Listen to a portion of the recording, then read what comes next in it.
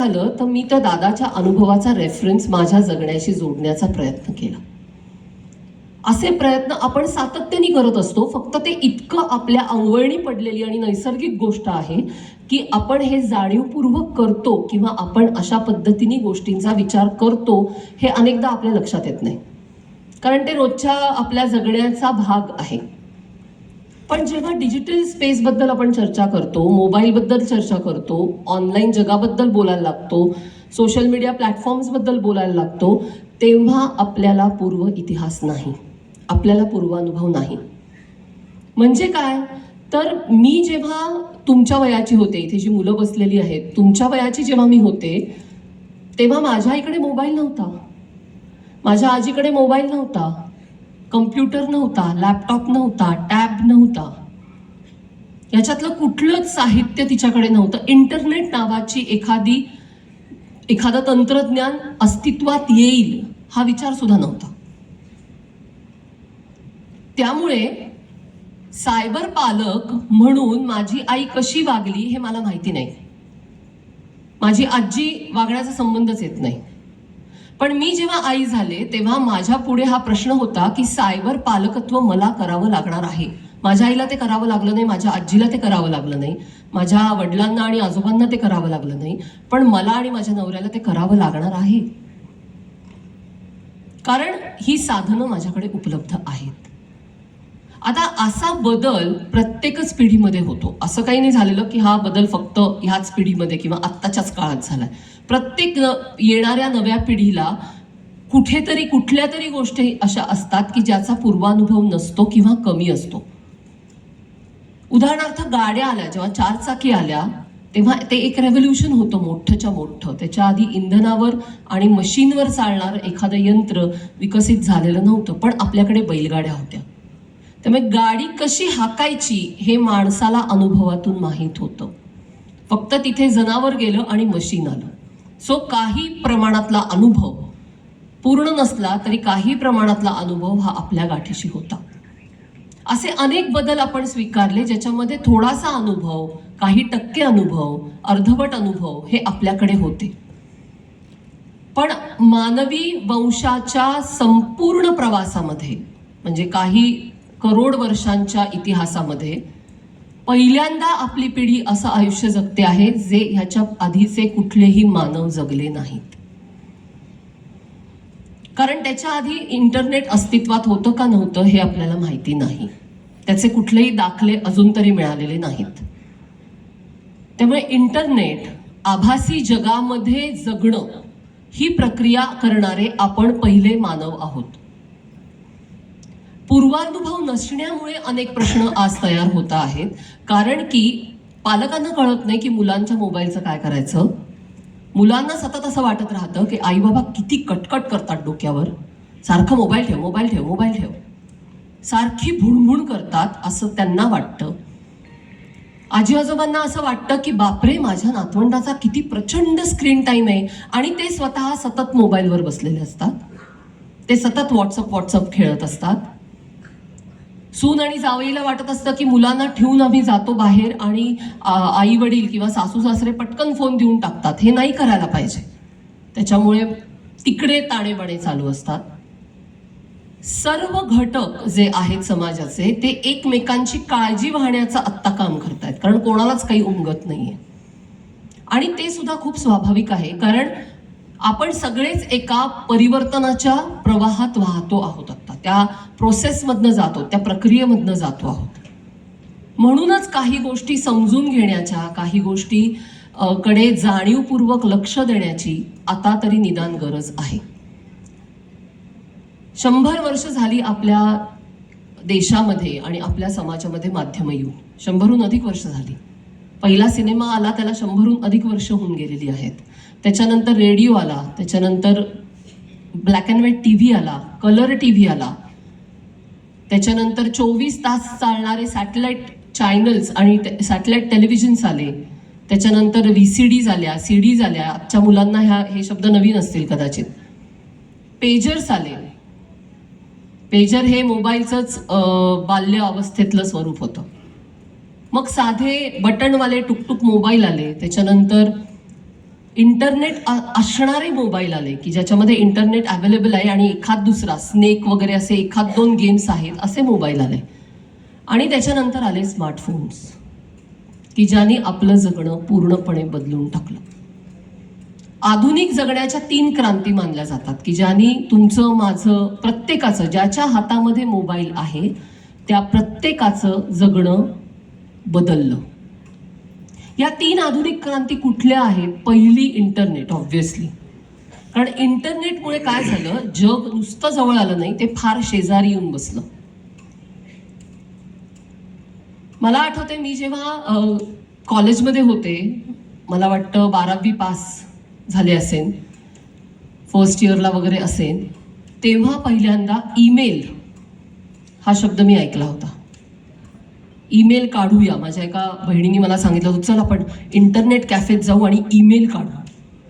म्हणजे काय काढायचं हे मला तिथे जाईस्तोवर समजलं नव्हतं की ईमेल काढायचं म्हणजे काय करायचं. मग मला कळलं की हॉटमेल नावाचं एक वेबसाईट असते, त्याच्यावरती तुम्ही जायचं असतं आणि तिथे तुम्ही स्वतःचं एक खातं उघडू शकता ज्याच्यामधनं तुम्ही कोणालाही पत्र पाठवू शकता. हे फार जुनं नाहीये, हे 20 वर्षापूर्वीच आहे. मग आम्ही इंटरनेट कॅफेज मधल्या चॅटरूम्समध्ये बसून जगभरातल्या लोकांशी बोलत असू, कारण ते खूप एक्साइटिंग होतं. आता आपल्याला त्याचं काही कौतुक वाटत नाही. इंस्टाग्रामवर गेलं तर कुठल्याही देशातल्या कुठल्याही माणसाशी आपण एका सेकंदाच्या आतमध्ये कनेक्ट होऊ शकतो. पण त्यावेळेला आमच्यासाठी ते रेव्होल्युशन होतं, कारण नाशिकमध्ये एका कोपऱ्यातल्या इंटरनेट कॅफेतल्या चॅटरूममध्ये बसून मला अमेरिकेतल्या, आफ्रिकेतल्या, जपानमधल्या, चीनमधल्या माणसांशी, मुलांशी, माझ्या वयाच्या मुलांशी बोलता येऊ शकत होतं. ही कल्पनाच इतकी रेव्होल्युशनरी आणि इतकी एक्साइटिंग होती की ह्याचं काय होऊ शकतं पुढे जाऊन माझ्या आयुष्यात, याचा विचारच आम्ही केला नाही. ती संधीच आम्हाला मिळाली नाही, कारण आम्ही ऑलरेडी इतके अचंबित होतो त्या सगळ्या अनुभवानी की तो अनुभव पचवण्यातच आमची पहिली काही वर्ष गेली. माझी पिढी ही पहिली सोशल मीडिया वापरणारी पिढी आहे. त्याचं नाव होतं ऑर्कुट. हे मी अशासाठी सांगते की पुढे जे आपण चर्चा करणार आहोत त्याच्यासाठी काही गोष्टींचा बॅकड्रॉप तयार पाहिजे. अचानक कुठल्या गोष्टी घडलेल्या नाहीत हे समजून घेणं आपण सगळ्यांनी खूप गरजेचं आहे. आज आपल्याला ह्याची दाहकता जाणवते, आज आपल्याला ह्याचे प्रश्न गंभीर आहेत हे जाणवतं, पण हे प्रश्न अचानक गंभीर झालेले नाहीत, हे प्रश्न अचानक उगवलेले नाहीत. ते हळूहळू हळूहळू उगवायला सुरुवात झाली आणि मग आता ते गंभीर स्वरूप घेतात. तेव्हा आपल्याला जेव्हा त्याचे चटके बसतात तेव्हा जाणवतं की अरे बापरे, हे काहीतरी आहे. म्हणून हा थोडासा बॅकड्रॉप तुम्हाला सांगते आहे मी. माझी पिढी ही पहिली पिढी होती की ज्यांनी सोशल मीडिया प्लॅटफॉर्म वापरला. त्याचं नाव होतं ऑर्कुट. आत्ताचं इंस्टाग्राम जसं आहे, म्हणजे इथे मुलं आहेत त्यांच्यापैकी कोणी कदाचित इंस्टाग्राम वापरत असतील. आत्ताचं जे इंस्टाग्राम आहे किंवा फेसबुक आहे त्या पद्धतीचंच पण बऱ्यापैकी बाल्यावस्थेतलं असं ऑर्कुट नावाचं सोशल मीडिया प्लॅटफॉर्म होतं. अतिशय प्रसिद्ध होतं म्हणजे माझ्या पिढीमध्ये. आणि बहुतेक सगळेजण, जसं आत्ता असतं मुलांमध्ये, टीनेजर्समध्ये किंवा 8वी 9वी 10वीच्या मुलांमध्ये की तू इंस्टाग्रामवर नसशील तर बापरे, म्हणजे तू इन्स्टावर नाही आहेस, तू स्नॅपचॅटवर नाही आहेस, म्हणजे तू एकदम बोगस आहेस. हे जे इक्वेशन असतं ते आमच्या वेळेला एक ऑर्कुटवर होतं की तुम्ही ऑर्कुटवर असलाच पाहिजे, मॅन्डेटरी आहे ते. पण ऑर्कुट बंद झालं काहीच वर्षामध्ये, कारण पाठोपाठ फेसबुक आलं. आणि जसं ऑर्कुट बंद झालं आणि फेसबुक आलं त्याच दरम्यान साधारणपणे स्मार्टफोन्स पण आले. तोपर्यंत आम्ही ऑर्कुट जे ऑपरेट करायचो ते डेस्कटॉपवरनं, ते इंटरनेट सुद्धा इतकं स्लो असायचं की ते कनेक्ट व्हायला 15-15 मिनिटं लागायची, 20-20 मिनिटं लागायची. इमॅजिन करून बघा, आता आपण हे इमॅजिन पण नाही करू शकत. 4G आणि 5G आणि 8Gच्या जमान्यामध्ये आपल्याला हे इमॅजिन पण होत नाही की इंटरनेट कनेक्ट व्हायला साधारण 15 मिनिटं ते अर्धा तास लागत असे, काही काही वेळेला 45 मिनिटं सुद्धा. मग त्याच्यानंतर तुम्ही ते वापरायला सुरुवात करायची.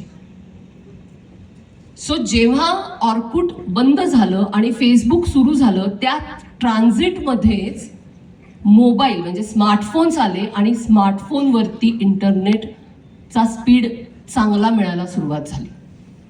हे सगळे बदल, सामाजिक बदल जसे होतात तसेच तांत्रिक बदल आणि सामाजिक बदल आणि मग मानसिक बदल, हे सगळे एकमेकांच्या हातात हात घालून गुंफून पुढे जात असतात. कुठलाही बदल एकटा होत नाही.